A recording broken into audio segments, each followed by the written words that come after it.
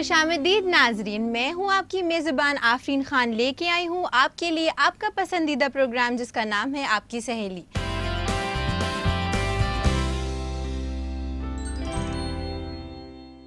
नाजरीन, आज हम आपके लिए लेकर आए हैं फैशन एक्सपर्ट टॉक, जिसमें हम देंगे आपको फैशन से रिलेटेड बहुत सारी जानकारियाँ और साथ ही साथ आपकी मुलाकात कराएंगे एक ऐसी अजीम शख्सियत से जो है हमारी आज की विमेन अचीवर। इससे पहले शुरुआत करें आज के इस एपिसोड की, चलिए देखते हैं इसकी एक छोटी सी झलक।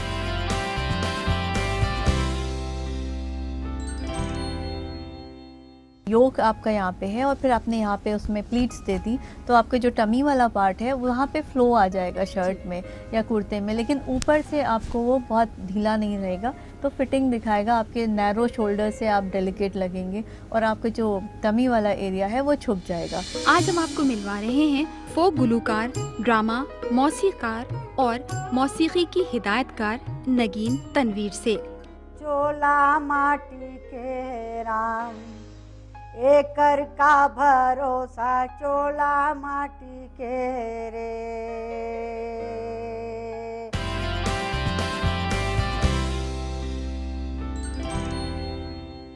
नाजरीन, चलिए बढ़ते हैं हमारे पहले सेगमेंट की तरफ जिसका नाम है फैशन एक्सपर्ट टॉक, जिसमें हम देंगे आपको बहुत सारी ड्रेसिंग के टिप्स, खास करके उन खवातीन के लिए जो थोड़े हैवियर साइड में हैं। हम उनको बताएंगे कि वो कौन से पोशाक का इंतखाब करें। इसके लिए हमारे साथ स्टूडियो में मौजूद है हमारे फैशन एक्सपर्ट जिनका नाम है अस्मा हुसैन साहिबा।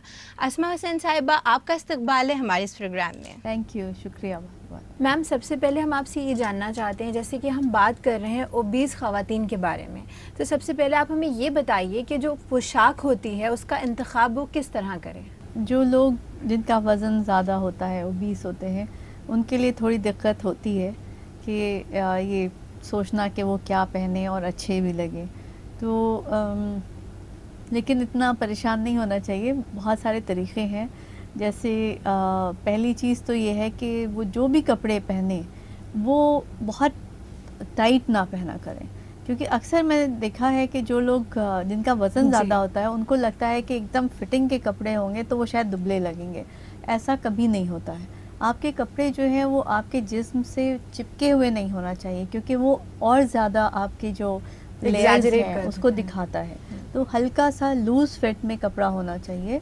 शेप होनी चाहिए कपड़े की, हमेशा अच्छी शेप हो, जो भी आपकी बॉडी टाइप है, क्योंकि कोई भी पूरी तरह से ओबीस नहीं होता है।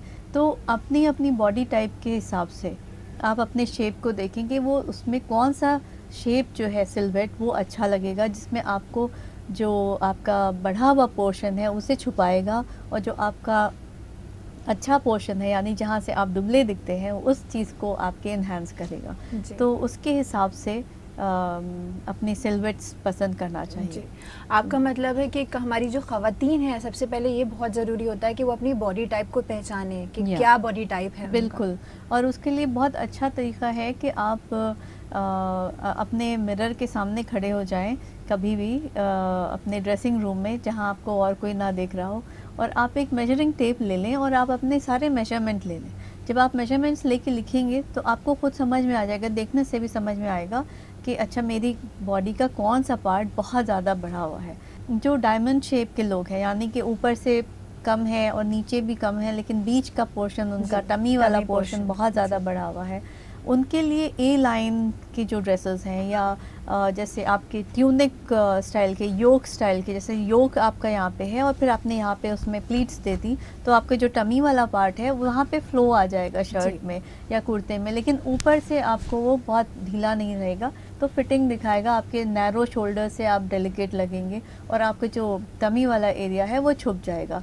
और ट्राउज़र्स पहने, क्योंकि नीचे से भी अगर आप पतले हैं, डायमंड शेप हैं, तो आप नीचे पतले हैं, आपके पैर पतले, तो पतले ट्राउज़र्स और ऊपर भी आपका नैरो होगा और नीचे बीच में लूज़ होगा तो वो आपको दुबला दिखाएगा, आपकी टमी को हाइड कर लेगा और आपके डेलिकेट पैर जो हैं वो लगेगा कि आप दुबले हैं। इसी तरह से आप चूड़ीदार के साथ ए लाइन कुर्ते पहन सकते हैं, वो भी आपके ऊपर बहुत अच्छे लगेंगे। इसी तरह जो पियर शेप लोग हैं, जिनके नीचे की पार्ट हैवी होता है, ऊपर दुबले होते हैं, वो ए लाइन कपड़े या जो कलीदार कपड़े होते हैं जिसमें कलियां वहाँ से लगी हों जहाँ पे आपका हैवी पोर्शन है और जहाँ तक आप दुबले हैं, यानी अगर आपकी वेस्ट लाइन दिख रही है तो आप वेस्ट लाइन तक अपने कपड़े को फिटेड रखें और उसके नीचे से एकदम उसको लूज़ कर दें, तो वो आपको इन्हांस करेगा आपकी बॉडी को। और दूसरे लंबे कपड़े पहने जो जिसकी लेंथ ज़्यादा हो, कुर्ते की भी और ड्रेसेस की भी, तो उससे आपको एक लंबी होने का एहसास होगा। फिर तीसरी टाइप हम लोग ने जो कही थी एप्पल शेप, जिसमें ऊपर से हैवी होता है और नीचे की बॉडी जो है वो पतली होती है। उसमें आप नेकलाइन पे बहुत ध्यान दें।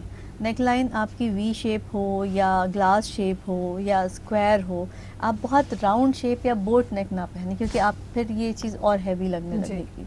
और ऊपर से जो है आपके लूज़ कपड़े होना चाहिए, यानी कि आपको वो फॉल करते हुए सॉफ्ट कपड़े हों और नीचे जाके आपके फिटेड हो जाए, जैसे थोड़ी सी बलून शेप की जो चीज़ें होती हैं या जो नीचे टाइट वाले कुर्ते होते हैं, उसमें आप नीचे से नैरो होता है और ऊपर आपका हल्का सा लूज़ आएगा, तो वो आपका जो बस्टी एरिया है उसको ज़्यादा बस्टी ना करके आपको थोड़ा सा टोन डाउन कर देगा। तो इन चीज़ों का सिलवेट्स में ध्यान रखना चाहिए। इसके अलावा और बहुत सारी चीज़ें हैं, जो कलर्स हैं, प्रिंट्स हैं, जिनको ध्यान में रखने की ज़रूरत है। जैसे कि आपने बताया कलर्स का भी बहुत ध्यान रखना चाहिए, बहुत ही ख्याल रखना चाहिए जब आप कोई ड्रेस चूज़ कर रहे हों। तो अगर आप ओबीज़ हैं तो आपको बहुत ज़्यादा प्रॉब्लम हो सकती है अगर आप गलत कलर आपने पहन लिया। तो इसके बारे में आप बताइए कि कैसे कलर्स उनको पहनने चाहिए। यूजुअली अगर इवनिंग में जा रहे हैं तो डार्क कलर्स पहने, वो बहुत अच्छे लगेंगे, आपको थोड़ा सा नैरो होने का एहसास देते हैं, जैसे नेवी ब्लू है, ब्लैक है, डार्क डीप रेड है, बर्गेंडी है, वाइन कलर है, ये सारे कलर्स इवनिंग में अच्छे लगते हैं और आपको एक दुबले होने का एहसास भी कराते हैं।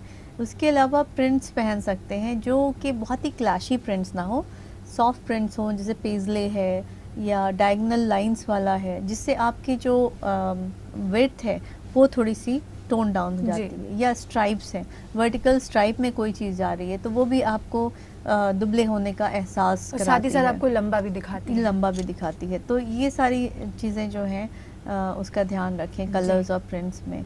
मैम, इस बारे में बातचीत हमारी यूं ही जारी रहेगी। तब तक के लिए अपने नाज़रीन को बता दूं, अगर उनके भी है कोई सवालात या उनकी भी है कोई क्वेरी जिनके जवाब चाहते हैं वो हमसे या देना चाहते हैं हमें अपना फीडबैक, तो वो हमें मेल कर सकते हैं। हमारा ईमेल आईडी है aks@etv.co.in। नाजरीन, इसी के साथ वक्त हो चुका एक छोटे से वक्फे का, मगर वक्फे के बाद हम देंगे आपको बहुत सारी जानकारियाँ, तो कहीं मत जाइएगा, देखते रहिएगा आपकी सहेली।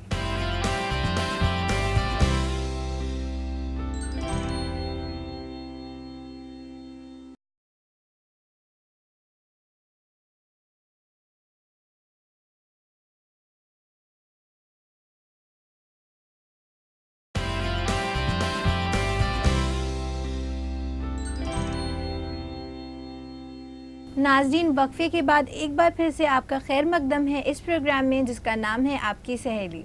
नाज़रीन, जैसे कि हम बात कर रहे थे उन ख़वातीन के बारे में जो थोड़ी ओबीज़ होती हैं, तो चलिए अपनी बातचीत को यूँ ही आगे बढ़ाते हैं। मैम, जैसे कि आप बात कर रही थी प्रिंट्स के बारे में, तो सारी ख़वातीन जो होती हैं, बहुत सारी अक्सर देखा गया है, तो वो कंफ्यूज रहती हैं कि जैसे आपने पेजले बताया, तो अगर बहुत ज़्यादा होता है तो वो बहुत ही अजीब सा लगने लगता है, या फिर कोई हॉरिजॉन्टल ले लेता है वर्टिकल की जगह, तो उससे वो काफ़ी ज़्यादा मोटे दिखने लगते हैं। तो इसके बारे में आप बताइए। जो प्रिंट्स हैं उसमें ख़ास तौर से ध्यान रखना चाहिए कि बहुत ज़्यादा बोल्ड प्रिंट्स ना हो, जिससे आपकी और ज़्यादा नज़र जो है वो ऐसे एरियाज़ पर रुक जाती है जहाँ पे आप नहीं चाहते कि लोग नज़र डालें। तो प्रिंट्स जो हैं वो डेलिकेट हों और जैसे छोटे बहुत बड़े साइज़ के भी ना हो, ना बहुत छोटे प्रिंट्स हो, लेकिन मिक्स टाइप के प्रिंट्स पहन सकते हैं, एब्स्ट्रैक्ट प्रिंट्स पहन सकते हैं। आप पतले लगने लगते हैं, एक एहसास होता है आँखों को, तो इस तरह के इल्यूजन्स क्रिएट कर सकते हैं गारमेंट्स में।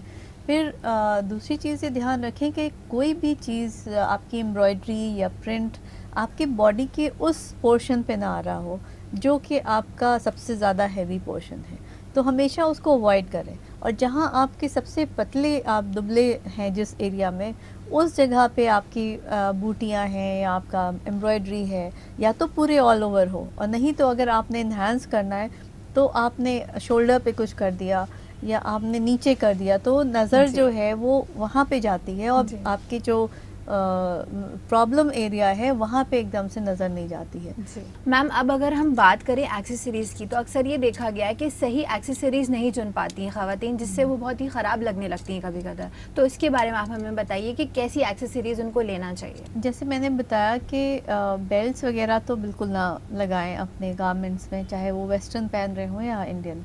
दूसरा, हील्स जो हैं थोड़ी नैरो हील्स पहनने की कोशिश करें। जैसे वेजेस होती हैं जो पूरी आगे से पीछे मिली हुई होती हैं, वो बहुत मोटी सी दिखाई देती हैं, और अगर आप ओबीस हैं तो वो आपको ऊपर से नीचे तक एक एहसास दिलाते हैं मोटे होने का। जी थोड़ा डेलिकेट शूज़ पहने, हील्स के साथ पहने, ताकि आपकी हाइट बढ़ेगी तो थोड़ा सा आपका वॉल्यूम कम लगेगा। और एसेसरीज़ ऐसी पहने जहाँ पे आपका ध्यान आपकी बॉडी से हट के जाए, यानी आपने ईयर्स कान में कुछ पहन लिया, हाथों में ब्रेसलेट कुछ पहने जिससे आपका लुक जा रहा है, या आपने वी नेक का कुछ पहनना है तो आपने गले में एक कुछ नेक पीस पहन लिया। और बहुत ज़्यादा ना पहने, ऐसा ना हो कि यहाँ गले में भी हैवी है, कान में भी हैवी है, क्योंकि आप ऑलरेडी हैवी हैं तो आपको थोड़ा सा चीज़ें जो हैं वो डेलिकेट और बहुत ही सोबर सोफिस्टिकेटेड पहननी चाहिए। तो एक दो चीज़ें पहने, हर चीज़ को एक ही साथ पहनने की कोशिश ना करें। ख़ास तौर से जब इवनिंग्स में कहीं जाते हैं पार्टीज़ में, तो बड़े बड़े बैग्स लेके ना जाएं, उसके बजाय छोटा सा आप एक हाथ में बैग ले लें जो अच्छा सा हो, एम्ब्रॉयडर्ड हो, या उसमें क्रिस्टल्स लगे हो, जो कि आपके हाथ में भी एसेसरी की तरह से भी रहता है। और अचानक लोगों की नज़र आपकी बॉडी के बजाय उस चीज़ के ऊपर जाती है, तो आपका वो इल्यूजन हो जाता है कि आपकी बॉडी का जो हैवी पन है वो कम नज़र आता है लोगों को। तो एसेसरीज़ को बहुत संभाल के इस्तेमाल करें, ख़ास तौर से जो ओबीस लोग हैं। जैसे कि देखा गया है जो खातून थोड़ी कम हाइट की होती हैं और थोड़ी मोटी होती हैं, थोड़ी सी ओबीस होती हैं, तो उनको बहुत परेशानी होती है, क्योंकि वो सोचती हैं अगर वो काफ्तान भी पहन रही हैं तो उसमें बहुत ज़्यादा मोटी दिखती हैं, तो बहुत ज़्यादा कंफ्यूज रहती हैं क्या पहने क्या ना पहने। तो ऐसी ख़वातीन के लिए आप क्या बताना चाहेंगे? बिल्कुल बहुत ज़्यादा ढीले कपड़े ना पहने, जो आपकी बॉडी है और आपकी जो हाइट है उसके हिसाब से स्ट्रेट कुर्ते, हल्के से ए लाइन हो, और स्लीव्स जो हैं वो आपकी प्रॉपर कट्स हो। जो कफ्तान में जो एक किमोनो स्लीव्स होती हैं उस टाइप की स्लीव्स वगैरह ना पहने। तो अगर आप कफ्तान स्टाइल का कुर्ता पहन भी रहे हैं तो वो नीचे से जाके लूज़ हो, लेकिन ऊपर से आपका फिटिंग वाला होना चाहिए, यानी कि प्रॉपर टाइट नहीं होना चाहिए लेकिन शेप्ड होना चाहिए, आपकी बॉडी के हिसाब से उसकी कटिंग होना चाहिए। तो इस तरह के कुर्ते जो हैं वो अच्छे लगेंगे। और ट्राउज़र्स के ऊपर वो नी लेंथ की कुर्तियाँ पहन सकते हैं, वो भी बहुत अच्छा लगता है, क्योंकि आपकी जो बॉडी है, शॉर्ट हाइट है, उसको थोड़ा सा वो ट्राउज़र्स जो हैं वो लंबा कर देते हैं, यानी कि लॉन्ग आपके लेग्स लॉन्ग दिखाते हैं, तो थोड़ा सा एक एहसास होता है लंबाई का। तो इस तरह से करके आप कोशिश कर सकते हैं अपनी ओबेसिटी को छुपाने की। अब मैं आपसे ये जानना चाहूँगी कि अगर आपके पास कोई ऐसी टिप्स हैं जो आप हमारी ख़वातीन के साथ शेयर करना चाहेंगी तो प्लीज़ कर दें। जो ओबीस है, मैं यही कहना चाहूँगी कि बहुत ज़्यादा जब आप तैयार होने की कोशिश करते हैं तो बहुत डार्क मेकअप्स ना करें, क्योंकि अक्सर लोगों को लगता है कि हम खूबसूरत लगने का मतलब है कि पूरी तरह से मेकअप किया हुआ हो, dark lipstick, dark eye shadow, तो वो चीज़ भी आपको एकदम से कुछ ज़्यादा नज़र आती है, गॉडी लुक देती है। तो उसको थोड़ा टोन डाउन रखें। अगर आपने आई मेकअप किया है, ब्लैक काजल लगाया है या आईलाइनर ज़्यादा लगाया है, चौड़ा किया है, तो आप लाइट सी न्यूट्रल टाइप की लिपस्टिक लगाएं। अगर आप रेड लिपस्टिक लगाना चाह रहे हैं तो आँखों के मेकअप को टोन डाउन करें, ताकि आपका चेहरा जो है वो खूबसूरत दिखे, बजाय इसके कि आप ऊपर से नीचे तक हर जगह पे पेंटेड नज़र आए। इसी तरह से आपकी जो हेयर स्टाइल है, आप कहाँ जा रहे हैं, कैसे ओकेजन में जा रहे हैं, अगर आप नॉर्मल दिन में किसी से मिलने जा रहे हैं, अपने फ्रेंड्स के साथ बैठ के बातें करने जा रहे हैं या मॉल जा रहे हैं, तो बहुत इलेबरेट हेयर स्टाइल बनाने की ज़रूरत नहीं है। आप सिंपल जो भी आपका हेयर कट है उसको आप बस प्रॉपरली वॉश्ड और शाइनी रखें और उसको आप नॉर्मल तरीके से करें।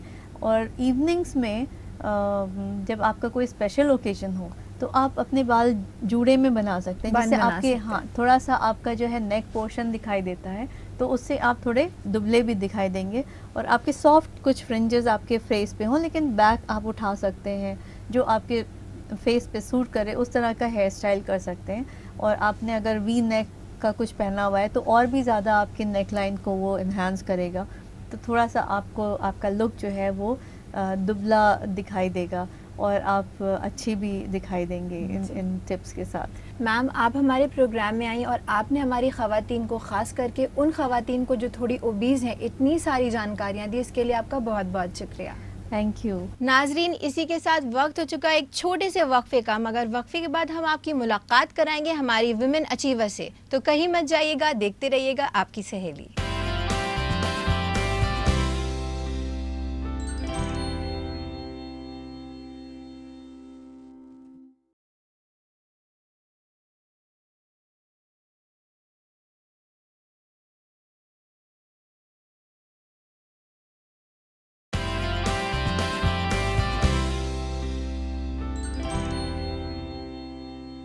नाजरीन, वक्फे के बाद एक बार फिर से आपका खैर मकदम करती हूँ इस प्रोग्राम में जिसका नाम है आपकी सहेली।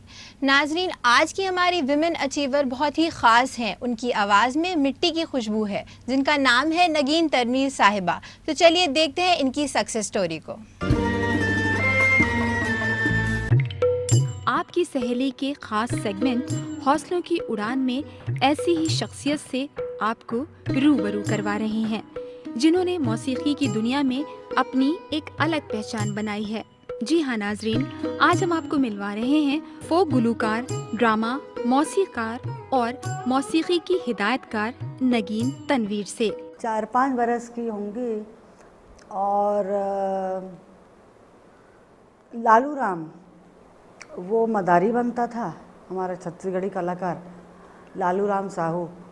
और मैं जब करती थी तो तौलिया का होता है ना कपड़ा, तो तौलिया उसको काट के बनरिया का कॉस्ट्यूम बना था, पजामा और वो फ्रॉक, और ब्राउन रंग का था, भूरे रंग का, और यहाँ पे लाल रंग की फ्रिल लगी थी, सूती कपड़े की, छींट वाला कपड़ा।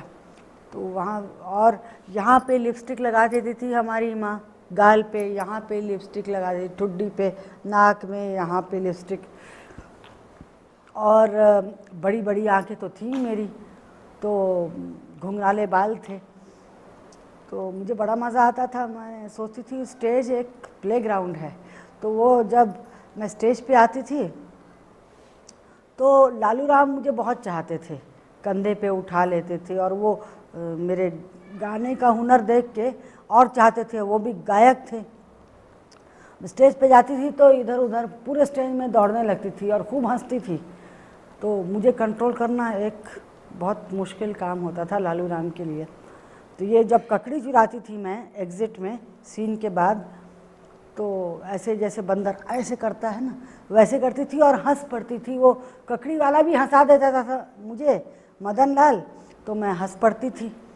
तो फिर बाद में अम्मा हमारी कहती थी कि बेबी बेबी बुलाती थी मुझे, बचपन में यही नाम से पुकारा जाता था कि बंदर हंसते नहीं हैं ऐसे। तो ये मुझे याद है बस। नगीन तनवीर, जिन्हें बचपन से तमन्ना थी एक गुलूकार बनने की, जिसके लिए उन्होंने मेहनत और रियाजत की। वालिद हबीब तनवीर से विरसे में मिले हुनर और फन को उन्होंने न सिर्फ अपनाया बल्कि खुद को भी एक अलग पहचान दी। कोई मुझसे पूछता था बचपन में कि भाई जब तुम बड़ी होगी तो क्या बनना चाहती हो, तो मैं कहती थी मैं सिंगर बनना चाहती हूँ, गायिका बनना चाहती हूँ। तो वो तो शुरू से ही मेरा रहा है। वो मेरे माँ बाप भी जानते थे कि इंटरेस्ट संगीत अलग से बाद में ऐसा नहीं, वो शुरू से ही था। और थिएटर चूँकि उस माहौल में थी तो उसमें मैं थी, और उसमें मुझे ट्रेनिंग दी मेरे पिताजी ने एज एक्ट्रेस। और एक्ट्रेस में बहुत क्रैम्प फील करती थी। 8 साल की छोटी सी उम्र में हिंदुस्तानी क्लासिकल म्यूजिक की तालीम के साथ अपना सफ़र शुरू करने वाली नगीन तनवीर ने वैसे तो ठुमरी, गज़ल, ख्याल, ध्रुपद जैसी मौसीकी की कई सिनफों की बाकायदा तालीम हासिल की, लेकिन उनकी दिली ख्वाहिश थी एक फोक गुलूकार की हैसियत से अपनी अलग पहचान बनाने की, और ये आरज़ू उनकी मेहनत और रियाजत ने पूरी की। आज आखां वारिस शाहनू कितो कबरां विचों बोल ते अज किताबे इश्क दा कोई अगला वरका कोल एक रोई सीती पंजाब दी ही तू लिख लिख मारे वैन। हालांकि उन्होंने अपने सफ़र की शुरुआत ड्रामे में म्यूजिक डायरेक्टर की हैसियत से की। सन 1982 में चोर चरणदास से शुरू हुआ उनका ये सफ़र, जो आज भी जारी है। सन 1989 में पहला अहम रोल एक प्ले आगरा बाजार में मिला। एक और प्ले मैकबेथ, जो कि एक डांस ड्रामा था, उनके लिए कामयाबी का एक नया कदम साबित हुआ। कुछ ड्रामों में मैंने म्यूज़िक कंपोज किया है, लीड रोल, और ये क्रॉसिंग्स जो मैंने प्रोडक्शन में म्यूज़िक कंपोज किया, इसके लिए मुझे अवार्ड मिला था। ईला अरुण के स्वयं हाथों से मिला है मुझे। न सिर्फ हिंदुस्तान बल्कि कई बैरूनी ममालिक में इन्होंने कॉन्सर्ट किए, जिसकी शुरुआत इन्होंने इंग्लैंड से की और उन्हें काफ़ी मकबूलियत भी हासिल हुई। सन 2010 में आई हिंदी फिल्म पीपली लाइव में एक लोकगीत गाकर कामयाबी की नई मंजिल को इन्होंने छुआ। चोला माटी के राम एकर का भरोसा, चोला माटी के रे, चोला माटी के हो हाय, चोला माटी के राम एकर का भरोसा, चोला माटी के रे। इस फोक सॉन्ग के जरिए उन्हें एक ऐसी राह मिली जो नगीन तनवीर को कामयाबी की उस मंजिल तक ले गई जिस पर नाज किया जा सकता है। अभी जो चोला माटी गाया वो तो छत्तीसगढ़ी में था, लेकिन धुन मंडला की आदिवासी धुन है वो। और अब मैं एक गा रही हूँ जो दिल्ली 6 फिल्म में उसको अपभ्रंश करके, अपभ्रंशी मैं कहूँगी, उसको पेश किया गया और बोली भी बदल दी और धुन भी बदल दी। तो ओरिजिनल जो है ऑथेंटिक, उसकी मैं स्थाई गा देती हूँ, एक अंतरा गा देती हूँ। सास गारी देवे ननद मुँह लेवे देवर बाबू मोर, सैया गारी देवे परोसी गम लेवे करा कुल फूल, केरा बारी में डेरा देबो चले के बेरा हो, आए बेपारी गाड़ी में चढ़ी के, तोला आरती उतारो थारी में धरी के गा करा कुल फूल, होए सास गारी देवे ननद मुँह लेवे देवर बाबू मोर, सैया गारी देवे परोसी गम लेवे करा कुल फूल, अरे केरा बारी में डेरा देबो चले के बेरा हो। तो नाजरीन, हम उनकी इस कामयाबी को सलाम करते हैं और साथ ही उनके सुनहरे मुस्तकबिल के लिए दुआ करते हैं। तो नाजरीन, इसी के साथ मैं आपको याद दिला दूं, अगर आपने भी किया है कुछ हट के काम और चाहते हैं आपके हम आपकी स्टोरी दिखाएं अपने इस प्रोग्राम में, तो आप हमें मेल कर सकते हैं अपनी डिटेल्स को। हमारा ईमेल आईडी है aks@etv.co.in। तो नाजरीन, इसी के साथ वक्त हो चुका, हम अपने आज के इस प्रोग्राम को यहीं ख़त्म करें, लेकिन होगी आपसे फिर मुलाकात बहुत सारी नई जानकारियों के साथ। तब तक के लिए हमारी पूरी टीम को दीजिए इजाज़त। अल्लाह हाफिज़।